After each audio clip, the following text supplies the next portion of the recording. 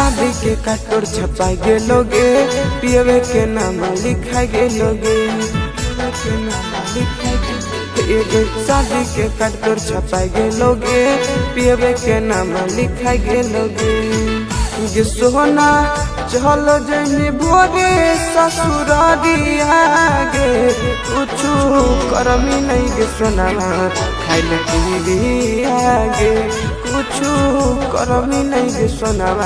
खाइल पिया गे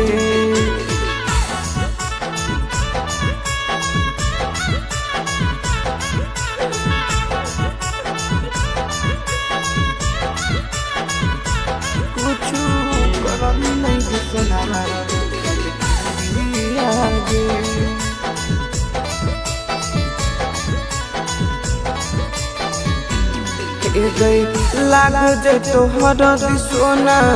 तोरा गे शरीर में सोच ले बोरही नहीं हमर तकदीर में हमर तकदीर लाग जे तोहर सोना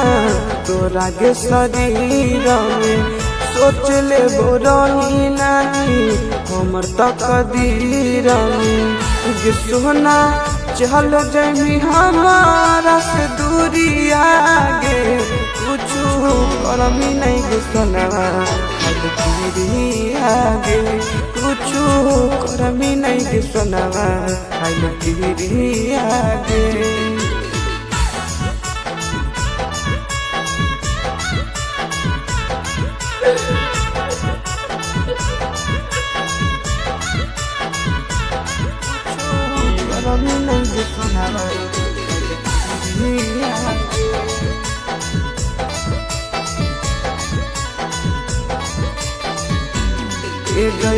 भूल जमी नहीं हर के